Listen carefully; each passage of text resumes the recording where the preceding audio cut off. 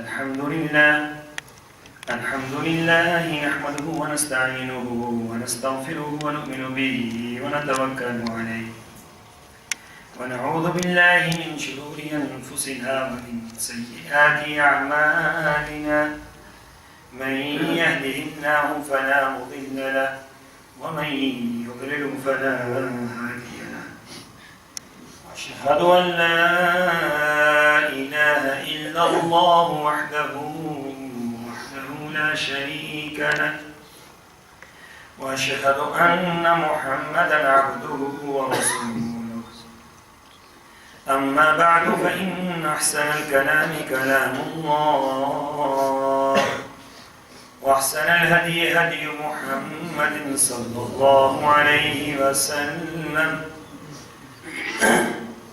وشر الأمور محدثاتها وكل محدثة بدعة وكل بدعة ضلالة وكل ضلالة في النار. قال الله تبارك وتعالى في القرآن المجيد: أعوذ بالله السميع العليم من الشيطان الرجيم. بسم الله الرحمن الرحيم.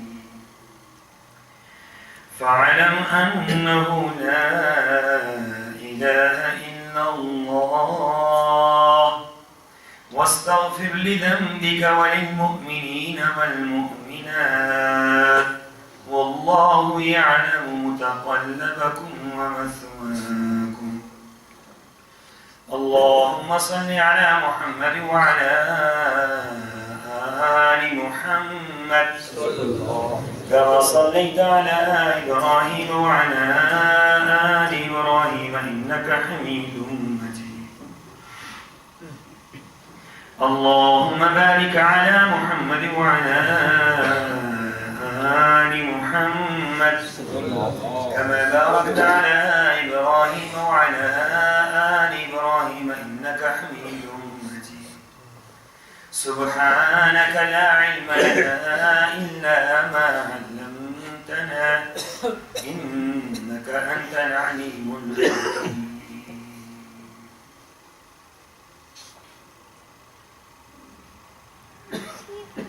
اے محمد صلی اللہ علیہ وسلم، بس آپ جان لیجئے کہ اللہ کے سوا کوئی الہ نہیں ہے، اور اپنے لیے مومن مردوں اور عورتوں کے لیے بھی گناہ کی معافی مانگیے، اور اللہ آپ کے چلنے پھرنے کے مقامات کو خوب جانتا ہے، اور آخری ٹھکانے کو بھی اللہ خوب جانتا ہے۔ آیت نمبر 19 سورہ محمد۔ معزز سامعین گرامی، گزشتہ جمعۃ المبارک میں نے عرض کیا تھا کہ ہمارا معاشرہ گناہوں کی طرف، برائی کی طرف کیوں جا رہا ہے، اور اس کی ایک بڑی وجہ ہے۔ دو وجوہات کا میں نے ذکر کیا تھا، اس کے علاوہ بھی بے شمار وجوہات ہو سکتی ہیں، لیکن بڑی دو وجوہات جو سامنے نظر آتی ہیں، ان میں ایک ہمارے تعلیمی اداروں کے اندر اس علم کا فقدان، اس روشنی کا فقدان، اس تعمیر انسانیت کا فقدان کہ جو علمی اداروں کے اندر ہونا چاہیے تھا، ایک اس کی یہ وجہ ہے، اور دوسری وجہ ہمارا میڈیا ہے کہ جس نے بالکل غلط سمت اختیار کر لی، اور اس غلط سمت پر وہ جو اس کے دیکھنے والے ہیں، تو ظاہر بات ہے وہ اسی سمت پہ جا رہے ہیں۔ تو میرا پچھلے جمعے میں بھی میں نے جو گزارش کی تھی وہ پہلے نقطے پر کی تھی کہ ہمارے جو تعلیمی ادارے ہیں، جب ہم کہتے ہیں نا اصطلاحات کی جائیں، تعلیم کے اندر اصطلاحات کی جائیں، تو ان اصطلاحات سے مراد یہ لی جاتی ہے کہ شاید کچھ مضامین کم کر دیے جائیں، کچھ بڑھا دیے جائیں، کچھ بوجھ کم کر دیا جائے، کچھ بڑھا دیا جائے، اس سے ہماری یہ مراد ہوتی ہے، حالانکہ اس سے یہ مراد نہیں۔ اصطلاحات سے مراد یہ ہے کہ آپ کی تعلیم اس مدرسے کے ہم آہنگ ہونی چاہیے جو سرور کونین صلی اللہ علیہ وسلم نے اصحاب صفہ کے لیے قائم کیا۔ جو نصاب تعلیم اصحاب صفہ کو، ان صفہ کے پڑھنے والوں کو جنہوں نے پھر کیسر و کسریٰ پر اسلام کے جھنڈے لہرا دیے، جنہوں نے ایران جیسے مضبوط ترین ملک کو ناکو چنے چبوا دیے، جو کیسر کے دربار میں اکیلے کھڑے ہو کر یہ کہتے تھے کہ تمہارا خوف ہمارے دل میں نہیں ہے، ہم تمہاری غلامی سے دنیا کو نکالنے کے لیے آئے ہیں۔ تو سوچئے کہ اس ادارے کا نصاب تعلیم کیا تھا، اس ادارے کے اندر کیا چیز پڑھائی جاتی تھی کہ ایک عام بندہ، ایک عام بدو اتنا طاقتور ہو گیا کہ بادشاہ کے سامنے کھڑا ہو جاتا تھا، اور دنیا کے بڑے بڑے مذاہب کو انہوں نے للکارا، بڑے بڑے دنیا کے انہوں نے بادشاہوں کے جو ہے وہ پتے پانی کر دیے۔ جہاں وہ جاتے تھے، جس سمت وہ جاتے تھے، اسی سمت پر اللہ کی نصرتیں اور اللہ کی مدد وہیں پر دوڑ پڑتی تھی۔ وہ دریاؤں کے اوپر اگر چلنا چاہتے تو پلوں کی ضرورت نہیں پڑتی، وہ دریاؤں پر اس طرح چلا کرتے تھے جس طرح لوگ زمین کے اوپر چلتے ہیں۔ ان کے گھوڑوں کی پاؤں بھی جو ہے وہ پانی سے تر نہیں ہو پاتے تھے۔ وہ جب جنگلات کی طرف جاتے تو جنگلات کے اندر رہنے والے درندے ان کو رہنے کے لیے جگہ فراہم کر دیتے تھے کہ اب محمد صلی اللہ علیہ وسلم کے غلام آئے ہیں، اب ہم یہاں پر نہیں رہ سکتے۔ ان کے لیے اپنے غار اور اپنی کھچاڑیں اور اپنے ان کے گھر بنائے ہوئے وہ چھوڑ کر ان کے لیے چلے جاتے تھے کہ اب یہ رہنے کے لیے آئے ہیں اور اب یہ رہیں، ہم یہاں سے چلے جاتے ہیں۔ تو اس یونیورسٹی کا، اس ادارے کا، اس سکول کا، اس مدرسے کا نصاب کیا تھا، جس سے ایسے ایسے تعلیم یافتہ لوگ نکلے کہ رسول اللہ صلی اللہ علیہ وسلم جنت کی سیر فرما رہے ہیں تو جبریل امین بول رہے ہیں، آپ خاموش ہیں، تو جبریل تعارف کرواتے ہیں کہ یہ فلاں جگہ ہے، یہ فلاں جگہ ہے، یہ فلاں جگہ ہے، یہ فلاں جگہ ہے۔ سرور کونین خاموشی کے ساتھ آپ کی باتیں سن رہے، آپ کہیں نہیں بولے، پوری جنت کی آپ نے سیر کر لی، آپ بولے نہیں۔ ایک مقام ایسا آیا کہ جہاں پر میرے آقا رک گئے اور جبرائیل سے پوچھتے ہیں، جبرائیل یہ بتلائیے کہ میرے آگے یہ کس کے پاؤں کی چلنے کی آواز آ رہی ہے؟ ساری جنت دیکھ رہی، میرے آقا نہیں بولے، یہاں پر بول رہے ہیں کہ میرے آگے میں چل رہا ہوں، مجھے محسوس ہو رہا ہے، بندہ مجھے نظر نہیں آ رہا، مجھے محسوس ہوتا ہے کہ میرے آگے جنت کے اندر کسی کے چلنے کی آواز آ رہی ہے۔ تو پھر فرماتے ہیں کہ آقا یہ وہ آپ کا ایک غلام ہے جس کا نام بلال ہے، اللہ نے اس کو وہ مقام اور مرتبہ دیا ہے، چلتا وہ مدینے کی گلیوں کے اندر ہے، اس کے پاؤں کی آہٹ جنت کے اندر آ رہی ہے۔ وہ سوچئے کہ کیا تربیت کا معیار تھا کہ بلال حبشی چلتے زمین پر تھے اور پاؤں کی آہٹ ان کے وہاں پر آ رہی تھی۔ تو کیا تربیت تھی ان کی، کیا معیار تھا کہ حضرت ابو ہریرہ رضی اللہ تعالیٰ عنہ جب اس مدرسے کے اندر سن 7 ہجری میں آ کر داخل ہوتے ہیں تو پھر ابو ہریرہ وہ ابو ہریرہ نہیں رہتے، یہ وہی ابو ہریرہ ہیں رضی اللہ تعالیٰ عنہ جو علم سیکھنے کے لیے رسول اللہ صلی اللہ علیہ وسلم کے مبارک رفاقت کے لیے کتنا عرصہ یہ مسجد نبوی کے اندر 5 سال تک بیٹھے رہے، دن اور رات آپ کی خدمت کرتے رہے، اور لوگ کاروبار کرتے تھے، یہ مدرسے کے اندر بیٹھے ہوئے علم حاصل کرتے تھے، آپ علیہ الصلوۃ والسلام سے علم حاصل کرتے، اللہ کا علم، نبی کا علم، اسلام کا علم، دین کا علم یہ حاصل کرتے تھے۔ اور یہاں تک فرماتے ہیں کہ بھوک اور پیاس سے حشر بگڑ جاتا تھا اور مدینہ طیبہ کی گلیوں میں یہ ابو ہریرہ گر جایا کرتے تھے بھوک اور پیاس سے، اور دنیا والے یہ سمجھتے تھے کہ ابو ہریرہ کو مرگی آ گئی ہے، کہتے ہیں اللہ کی قسم ہے مرگی نہیں آتی تھی، بھوک اور پیاس نے ابو ہریرہ کا یہ حشر کر دیا تھا۔ بھوک اور پیاس کی وجہ سے اس مدرسے کی تعلیم حاصل کر رہے، نہ بھوک کی پرواہ ہے نہ پیاس کی پرواہ ہے، لوگ پیسے اکٹھے کر رہے ہیں، ابو ہریرہ رسول اللہ صلی اللہ علیہ وسلم کی زبان مبارک سے نکلنے والے موتی اکٹھے کر رہے ہیں، وہ دنیا کے موتیوں کے پیچھے پڑے یا آخرت کے موتی کے پیچھے پڑے۔ یہ دیکھتے ہیں کہ سرور کون صلی اللہ علیہ وسلم کسی وقت کوئی بات کہیں تو آپ کی کوئی بات مجھ سے اوجل نہ ہونے پائے۔ ایک مرتبہ فرماتے ہیں بھوک نے اتنا ستایا کہ پریشانی کے عالم میں گھر سے نکل گیا، باہر جا کر کھڑا ہو گیا کہ کوئی آئے گا کسی کو کہوں گا کچھ کھلا پلا دے۔ قرآن کی ایک آیت لے لی اور حضرت ابوبکر صدیق کا گزر ہوا، کہنے لگے ابوبکر صدیق ایک آیت۔ اب یہ لوگ بھی کیا لوگ تھے، اس مدرسے کی تربیت یافتہ تھے نا، یہ بھوک سے کمر ٹوٹ رہی ہے، بھوک سے پیٹ خالی ہے، لیکن مانگنے کو تیار نہیں ہے کسی سے۔ آپ یقین جانیے آج یہی حال آپ کو مدرسوں کے اندر نظر آئے گا کہ طلبہ کا پیٹ خالی ہوتا ہے، لیکن کبھی آج تک میں تاریخی بات آپ سے کہہ رہا ہوں، آج تک کسی مدرسے کے کسی طالب علم نے یہ مظاہرہ نہیں کیا ہوگا کہ ہمارے کھانے کا مینیو بدل دیا جائے، ہمیں کھانا صحیح نہیں ملتا، دال کھاتے ہیں، روٹی کھاتے ہیں، سوکی کھاتے ہیں، جو بھی کھاتے ہیں، لیکن اس کی تربیت ایسی ہے، معیار ایسا ہے کہ کبھی زندگی میں زبان پر شکوہ نہیں لے کر آتے۔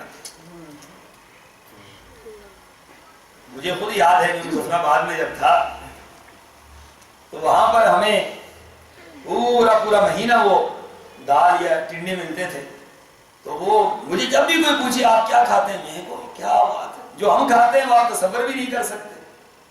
ایک مرتبہ ہمارے بڑے بھائی، سب سے بڑے بھائی وہ آ گئے، تو وہ وہاں پر مدرسے کے مہمان بنے، تو میں طالب علم تھا، تو مدرسے کا وہ کھانا جب ان کو لے جا کر دیا، ایک دن پھر ٹینڈے، دوسرے دن پھر ٹینڈے، تیسرے دن پھر ٹینڈے، تو مجھے کہتے ہیں یہ تو جامعہ ٹینڈا ہے۔ ہم تو کہتے تھے بہت کچھ یہاں پہ ملتا ہے، یہاں پہ تو ٹینڈے کے علاوہ ملتا ہی کچھ نہیں۔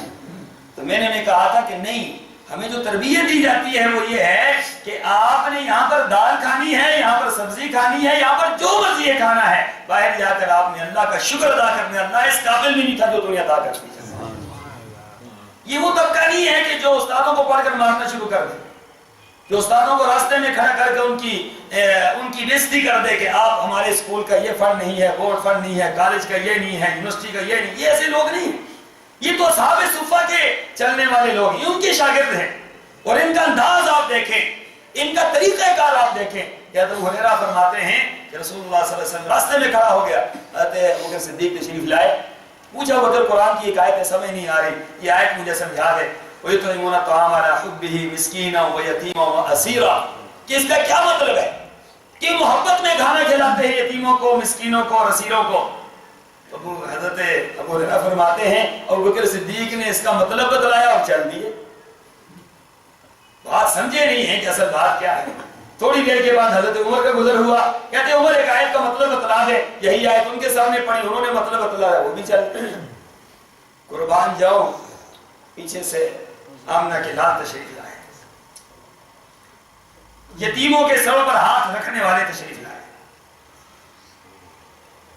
پیچھے سے غریبوں کی دل کی دنیا کو بدل دینے والے آئے، جو سمجھتے تھے، چہرے سے سمجھ جاتے تھے۔ وہ جب آئے تو کہتے ہیں میں نے جب آیت پڑھی تو ابھی بھی اگلی بات کر نہیں سکا تھا، تو رسول اللہ صلی اللہ علیہ وسلم پوچھتے ہیں ابو ہریرہ بھوک لگی ہے؟ کہا آقا بھوک لگی ہے، کہا آؤ میرے ساتھ۔ اب گھر کے اندر جا کر نہیں پوچھا کہ کیا ہے کیا نہیں ہے، کوئی نہیں پوچھا، طالب علم کو پکڑا اور گھر پہ لے آئے۔ اب رسول اللہ صلی اللہ علیہ وسلم انتظار کر رہے ہیں، گھر میں پیغام بھیجا بھائی کچھ ہے تو دے دو، ایک پیالہ دودھ کا ہے گھر کے اندر جو میرے آقا کے لیے رکھا گیا ہے، آپ دودھ پی کر سو جایا کرتے تھے، کھانا تو آپ کے گھر میں بھی نہیں تھا، کھانا تو آپ کے گھر میں بھی نہیں تھا، بلکہ اس کی تربیت کا معیار یہ تھا کہ غزوہ خندق کے موقع پر صحابہ کرام جب تھک ہار گئے، بھوک اور پیاس سے تنگ آ گئے، تو انہوں نے اپنے دامن کو اٹھا کر کہا اے اللہ کے رسول یہ دیکھیے ہم نے اپنے پیٹ پر پتھر باندھ دیے ہیں۔ تو لوگوں نے جب ایک ایک پتھر باندھا ہوا تھا تو سرور دو عالم صلی اللہ علیہ وسلم نے بھی اپنے اس پیٹ سے اٹھائی، اپنے دامن کو اٹھایا اور اٹھا کر صحابہ کو بتلایا کہ یہ دیکھو تم نے ایک باندھ رکھا ہے تو میں نے دو باندھ رکھے ہیں، مجھے تو تم سے بھی زیادہ بھوک لگی ہے۔ لیکن زبان پر شکوہ نہیں ہے، زبان پر شکوہ نہیں ہے، کیوں؟ وہ اس دنیا کے لوگ ہی نہیں ہیں، ان کو علم نے ایسا کوئی معاملہ سکھلا دیا ہے کہ وہ اپنے رب کے ہر فیصلے پر راضی ہے، جس حال میں رکھا ہے، جہاں رکھا ہے، جس کیفیت میں رکھا ہے، اللہ تیری رضا پہ راضی ہے، تیری رضا کے علاوہ ہمیں کچھ نہیں چاہیے۔ ہریرہ رضی اللہ تعالیٰ عنہ فرماتے ہیں کہ رسول اللہ صلی اللہ علیہ وسلم نے فرمایا دودھ کا پیالہ آ گیا، اور جب پیالہ حضرت ابو ہریرہ کے ہاتھ میں دیا تو ابو ہریرہ رضی اللہ تعالیٰ عنہ فرماتے ہیں میں پینے لگا تو فرمایا رک جاؤ ابو ہریرہ، جاؤ وہ اصحاب صفہ جو مسجد کے چبوترے کے اوپر بیٹھے ہوئے ہیں 70 کے قریب وہ صحابہ ہیں، جاؤ ان کو بھی لے آؤ۔ اب فرماتے ہیں کہ میرا تو حلیہ بگڑ گیا کہ میں اکیلا ہی، یہ تو میرے لیے کافی نہیں تھا، اب وہ 70 وہ آئیں گے تو پھر کیا بنے گا پیچھے؟ کہا جاؤ ان کو بھی لے کر آؤ۔ کبھی اللہ ہمیں یہ جذبہ دے دے کہ ہم بغیر ختم پڑھائے ہوئے بچوں کو مدرسے سے لے جائیں اور اپنے گھر پر لے جا کر جو خود کھاتے ہیں وہ ان کو کھلا دیں۔ یہ جذبہ ہونا چاہیے نہیں ہونا چاہیے مدرسے کے طلباء کے کہ یار آج میں کھلاؤں گا، جو میں کھاتا ہوں میں آج ان بچوں کو کھلاؤں گا۔ کبھی کر کے تو دیکھیں، پھر آپ دیکھیں سکون کیسے ملتا ہے۔ ہمارے گھروں کے اندر تو بڑے بڑے لوگ کھاتے ہیں، بڑے بڑے لوگ کھاتے ہیں، کبھی ان چھوٹوں کو بھی کھلا کے دیکھیں کہ کیا بنتا ہے۔ رسول اللہ صلی اللہ علیہ وسلم نے حضرت ابو سعید خدری کے گھر کھانا کھایا تو فرمایا تھا افطر عندکم الصائمون، کہ اللہ تعالیٰ تیرے گھر کے اندر روزہ دار ہمیشہ افطار کرتے ہیں۔ اکل عندکم الابرار، تیرے گھر نیک لوگ کھانا کھاتے رہیں، متقی لوگ کھانا کھاتے رہے، پرہیزگار لوگ کھانا کھاتے رہے، ظالم کھانا نہ کھائے، ظالم کھانا نہ کھائے، مظلوم کھانا کھائے تیرے گھر کا۔ اس سے بڑا مظلوم طبقہ کون سا ہے؟ مدرسے کا طالب علم جس نے زبان سے کبھی شکوہ نہیں کرنا کہ کیا کھایا ہے کیا نہیں کھایا، کیسا کھایا ہے کس وقت کھایا، جو بھی ہے بس وہ اپنی دنیا میں مگن ہے، اس کا مطلب نظر یہ نہیں ہے، اس کا مطلب نظر کچھ اور ہے۔ اب آگے رسول اللہ صلی اللہ علیہ وسلم نے بلا لیا، سارے آگے، حضرت ابو ہریرہ کو فرمایا ابو ہریرہ ان سب کو پلاؤ۔ اب حضرت ابو ہریرہ پریشان بھی ہیں اور رسول اللہ کا حکم بھی ہے، پلانا شروع کر دیا، ایک طرف سے شروع کیا۔ اور ابو ہریرہ رضی اللہ عنہ فرماتے ہیں جب بھی کوئی منہ کے ساتھ لگاتا تو میں کہتا یہ گیا خالی ہو گیا، تو جب وہ منہ سے ہٹاتا تھا تو پیالہ پھر لبالب بھرا ہوا ہوتا تھا۔ وہ نیچے جانے کو تیار ہی نہیں ہے، وہ نیچے جانے کو تیار ہی نہیں ہے، ختم ہونے پہ آتا ہی نہیں ہے۔ 70 صحابہ نے پیا، 70 اصحاب صفہ نے پیا، اور 70 کے بعد حضرت ابو ہریرہ کو کہا ابو ہریرہ تم بھی لو۔ ابو ہریرہ فرماتے رضی اللہ تعالیٰ عنہ میں نے زور سے ایک لمبی تان کر میں نے لیا، اس کو لمبا گھوٹ بھرا، تو پھر اس کے بعد رسول اللہ صلی اللہ علیہ وسلم نے فرمایا ابو ہریرہ اور پیو، پھر اور پیا، فرمایا اور پیو، اور پیا، 3 مرتبہ پینے کے بعد کہا اللہ کے رسول اب تو پیٹ بھر گیا۔ پھر آقا نے وہ پیالہ لیا اور سارے صحابہ کرام کے منہ لگے ہوئے اس پیالے سے پھر میرے آقا نے سب سے آخر میں پائی۔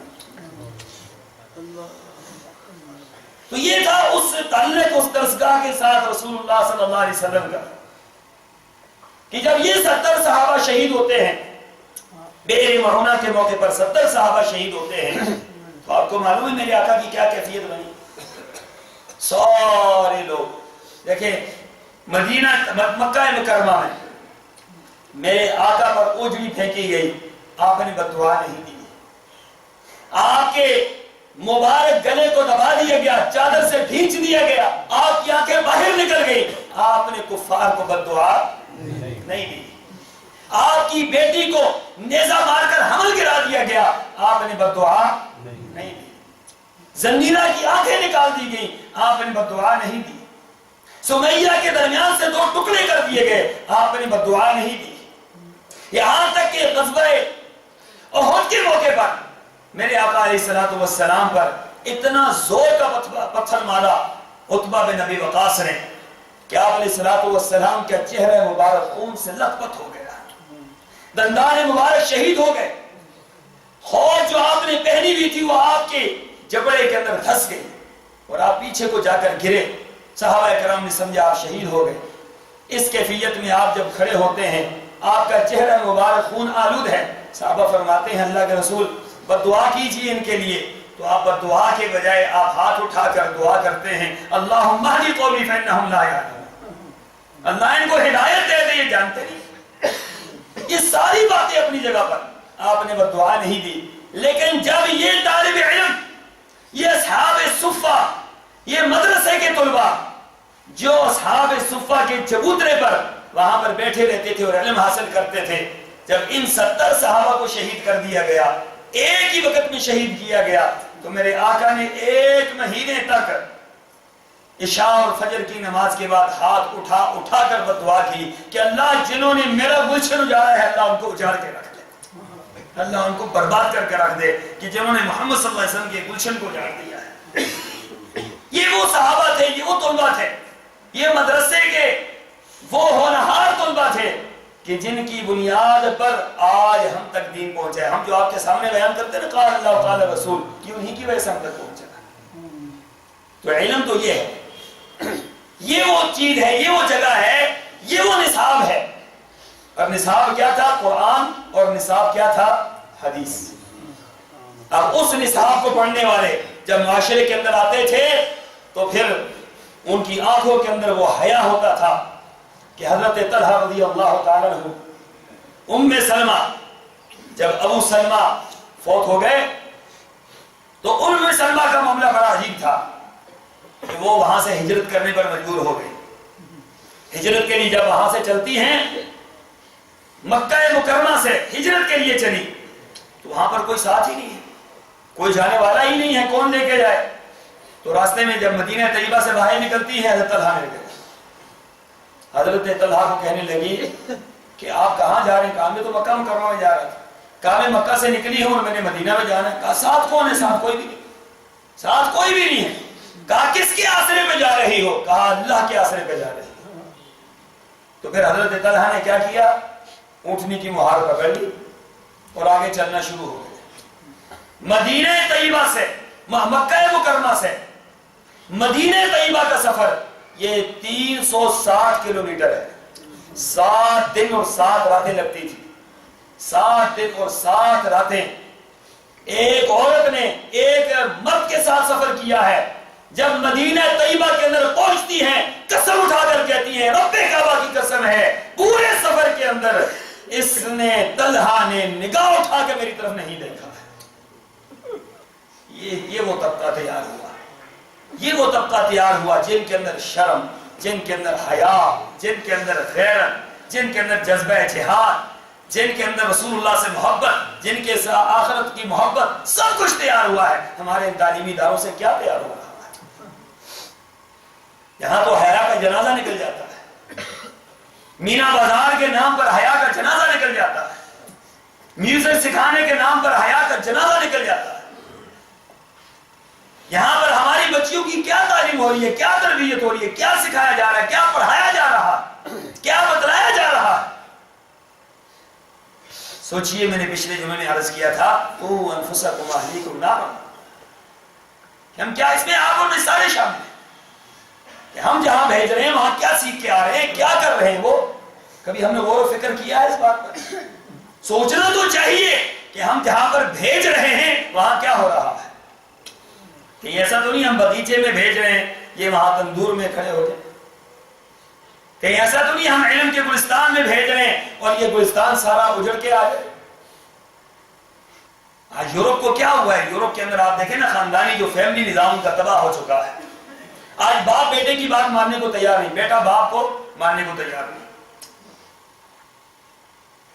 مولانا عبداللہ بھوری والا رحمۃ اللہ علیہ وہ کہتے ہیں میں لندن میں گیا تو میرے پوتے وہ میرے ارد گرد جمع تھے تو ہم لے کر اس کو ایک باغیچے میں چلے گئے۔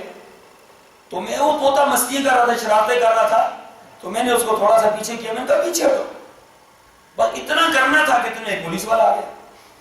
اس نے کہا یہ آپ نے کیوں کیا، بچے کو پیچھے کیوں کیا، یہ بچے کا آپ نے حق مارا ہے اور یہ کیا۔ وہ کہتے ہیں مجھے پکڑ کے تھانے لے۔ اب میں حیران پریشان کہ ہم یہاں جو ہے اپنی اولاد کو تھپڑ بھی مار دیتے ہیں، ان کو گالیاں بھی دے دیتے ہیں، ان کی تربیت کے لیے سب کچھ کرتے ہیں، یہاں پر یہ نہیں کہہ سکتے کہ پیچھے ہٹو۔ کہنے لگے میں نے اپنے بیٹے سے کہا بیٹا مجھے یہاں سے پاکستانی بھیج دو، جہاں پر اگر یہ معیاری زندگی دیا جا رہا ہے کہ جہاں بڑا چھوٹے کو اس کی غلطی پر روک نہیں سکتا ہے، خاوند بیوی کو اس کی غلطی پر روک نہیں سکتا ہے، جس معاشرے کے اندر باپ بیٹے سے پوچھ نہیں سکتا ہے، جس معاشرے کے اندر بیٹا پیدا ہوتا ہے تو باپ اس کو چلڈرن ہوم میں پھینک آتا ہے، 2 سال کا بچہ، سال کا بچہ وہاں پہ جا کے پھینک دیا، اس کی تربیت وہاں پہ کون کرتی ہے؟ وہ دائی کرے گی یا کوئی بھی کرے گی، وہ دائی کے اس میں کھاتے میں پلے گی۔ جب وہ بچہ بڑا ہوتا ہے تو پھر باپ کو وہی سمجھتا ہے کہ یہ باپ یہ کیوں بیٹھا ہوا ہے، یہ کھانس رہا ہے، یہ کر رہا ہے، وہ کر رہا ہے، میری پرسنل زندگی میں یہ مداخلت کر رہا ہے. وہ اٹھا کے باپ کو کیا کرتا ہے، اولڈ ہوم میں طے کر رہا ہے. یہ چلڈرن ہوم میں پلے اور وہ اولڈ ہوم میں پلے. یہ معاشرہ ہے. آج اس معاشرے کو ہم اپنے گلے کے ساتھ لگانا چاہتے ہیں. یہ معاشرہ پاکستان کو ہم یہ دینا چاہ رہے ہیں. یہاں پر ہم دیکھیں نا، یہ کہتے ہیں کہ مدرسوں کے اندر یہ داخل کرو، یہ کام مدرسوں کے اندر داخل کرو. یہ نہیں کہتے کہ جو مدرسوں کے اندر قال اللہ قال رسول ہے وہ ان کالجوں کے اندر، یونیورسٹیوں کے اندر، اسکولوں کے اندر وہ داخل کرو تاکہ وہاں اصلاحات ہو جائے. یہاں پر کیا ہو رہا ہے؟ کبھی آپ نے کسی عالم دین کو اپنے باپ کو تھپڑ مارتے ہوئے دیکھا؟ ہاں میں نے دیکھا ہے. اسکولوں کے پڑھے ہوئے، کالجوں کے پڑھے ہوئے اپنے باپ کو تھپڑ بھی مارتے ہیں، گھر سے بھی نکالتے ہیں، اور پھر اس کے بعد یہ بھی کہتے ہیں اب آئے تو گولی مارتے ہیں. یہ تو ہمارے سامنے سارا کچھ ہو رہا ہے. کسی مدرسے کے کسی طالب علم نے آج تک کہ اپنے ماں کو اٹھا کر گھر سے باہر نہیں پھینکا. آپ کو کتنی مثالیں چاہیے ہم دے سکتے ہیں. ہم تو روزانہ یہی کچھ سنتے ہیں کہ ماں کو اٹھا کے گھر سے باہر پھینک دیا ہے. کس چیز کا یہ کہاں سے یہ تربیت حاصل کر رہے ہیں؟ یہ کہاں سے ان کو یہ معیار مل رہا ہے کہ باپ کی بھی کوئی حیثیت نہیں، ماں کی بھی کوئی حیثیت نہیں، بڑے کی بھی کوئی حیثیت نہیں، چھوٹے کی بھی کوئی حیثیت نہیں، سفید داڑھی والے کی بھی کوئی حیثیت نہیں ہے، کسی کی کوئی حیثیت ہی نہیں ہے. سفید داڑھی والے سے تو اللہ حیا کرتا ہے، تمہیں حیا نہیں آتی. کیا سکھلایا جا رہا ہے؟ سکھلایا ہی جا رہا ہے یہ کچھ بھی نہیں ہے. ہر بندہ اپنا نفس، اپنی بات، اپنا فائدہ، اپنا نفع. میں نے پچھلے جمعے عرض کیا تھا کہ یہ جو نظام ہے لاڈ میں کالے کا، جو لاڈ میں کالے نے نظام دیا، جس نظام تعلیم کو آج 70 سال بیت گئے، ہمارے کالجوں سے، یونیورسٹیوں سے، اسکولوں سے ہم باہر نہیں کر سکے، اس نے کیا پیدا کیے؟ سرکاری ملازم پیدا کیے. بس اس سے آگے کچھ بھی نہیں پیدا کیے. سرکاری ملازم پیدا کر دیے. تو ہماری زندگی کا محور سرکاری ملازمت ہی ہے. ہماری زندگی کا مقصد سرکاری ملازمت ہی ہے. اگر یہ زندگی کا مقصد ہے تو پھر تو زندگی ہے ہی کچھ نہیں ہے. پھر تو یہ بڑی بدنصیبی والی زندگی ہے کہ جس میں ہم یہ سمجھتے ہیں کہ ہمیں دنیا مل جائے، ہمیں ایک نوکری مل جائے، نوکری سے ریٹائرمنٹ ہو جائے، اور اس کے بعد ہم گھر کے اندر ایک مکان بنا کر بیٹھ جائیں، بس ہماری یہ زندگی ہے. یہ زندگی تو مسلمان کی زندگی تو نہیں ہے. مسلمان کی زندگی کا تو ایک لمحہ اس بات میں بیتتا ہے فَاعْلَمْ أَنَّهُ لَا إِلَهَ إِلَّا اللَّهُ، کہ اللہ کیا چاہتا ہے، نبی کیا چاہتا ہے، اسلام کیا چاہتا ہے، دین کیا چاہتا ہے، ان سے کیا مطالبہ کرتا ہے. ہر لمحے، ہر ساتھ، ہر گھڑی وہ اللہ کے دین کی تابعداری میں، رسول اللہ کی اطاعت میں، اسلام کی فرما برداری میں ہر وقت وہ گزارتا ہے. اس کو کہا جاتا ہے فَاعْلَمْ أَنَّهُ لَا إِلَهَ إِلَّا اللَّهُ. علم تو لا الہ الا اللہ کا ہے. علم تو لا الہ الا اللہ. اسلام نے لیکن لکھنے اور پڑھنے کا یہ فن ہے. کبھی کسی نے مخالفت نہیں کی، کبھی کوئی کر ہی نہیں سکتا ہے. ہمارے موقف کو کبھی کسی نے سنا ہی نہیں. علماء کے موقف کو کوئی جانتا ہی نہیں، بس اتنی بات کر دی یہ تعین کے مخالف. کون سا عالم دین آپ پورے پاکستان میں ایک عالم دین بتا دیں جو یہ کہتا ہو اسکولوں میں نہ بھیجو؟ ایک عالم دین. الزام لگاتے ہیں، جھوٹ بولتے ہیں، سر اور پاؤں ہی نہیں ہے. ہم یہ بات کہتے ہیں کہ آپ جو پڑھا رہے ہیں یہ غلط ہے. اس کے اندر اصطلاحات کی ضرورت ہے. اندھے اور گونگے اور بہرے بن کر آپ اپنی اولاد کو ادھر نہ پھینکیں. یہ آپ کی اولاد کو تریاق کے نام پر زہر دے رہے ہیں، یہ شفا کے نام پر بیماریاں بانٹ رہے ہیں، یہ علم کے نام پر بچوں کی ذہن کو پراگندہ کرتے ہیں، خراب کرتے ہیں. اور پھر ہمارا معاشرہ دیکھ رہے ہیں کس طرح بالکل اوپر نیچے ہو گیا. آج یہاں بھی اولڈ ہاؤس بنے یا نہیں بنے؟ بیریا ٹاؤن میں دیکھ رہے بن گئے. تو پاکستان کے اندر اولڈ ہاؤس بننا ہی ہماری بربادی کا سبب ہے. مری روڈ پر 4 بن چکے ہیں. لوگ پھینک کے والدین کو چلے جاتے ہیں. یہ کس تعلیم کا اثر ہے کہ جہاں پر یہ کہا جا رہا ہے اللہ اکبر، خراسان سے ماں کو اٹھایا، خراسان سے افغانستان سے کندھے پر اٹھایا، اور یہاں سے کہاں پہنچا؟ مکہ مکرمہ میں حج کیا، تمام اعمال کیے. حج کے آخر میں آخری طواف کر کے، طواف وداع کر کے پوچھنے لگا وہ بندہ کہ یہاں پر سب سے بڑا عالم دین کون ہے؟ کسی نے بتایا عبداللہ بن عمر ہے. گئے عبداللہ بن عمر کو دیکھا بیٹھے ہوئے درس دے رہے ہیں مکہ مکرمہ میں. تو کہا عبداللہ ایک سوال کرنا ہے. کہا کیا سوال ہے؟ کہا خراسان سے، خراسان افغانستان سے اپنی ماں کو اپنے کندھوں پر اٹھایا اور وہاں سے لے کر چلا، پورے کا پورا حج کروایا، کندھوں پر اٹھا کر کروایا ہے. سارے معاملات پورے ہو چکے ہیں. کیا میری ماں کا حق ادا ہو گیا؟ کیا میری ماں کا حق ادا ہو گیا ہے؟ حضرت عبداللہ بن عمر نے نگاہ اٹھائی، دیکھا نوجوان کو، کہنے لگے پوری زندگی کی بات کرتے ہو، حق کی بات کرتے ہو، اللہ کی قسم ہے ابھی تو ایک وقت کا حق ادا نہیں ہو سکا ہے۔ پوری زندگی کا حق کیسے ادا ہوگا؟ کبھی ادا ہو سکتا ہے؟ یہ وہ تعلیم تھی کہ جہاں پر حق ادا ہونے والی تو بات ہی کوئی نہیں۔ پوری زندگی والدین کو کندھوں پر اٹھا کر رکھو، پوری زندگی ان کو گود میں بٹھا کر کھانا کھلاؤ۔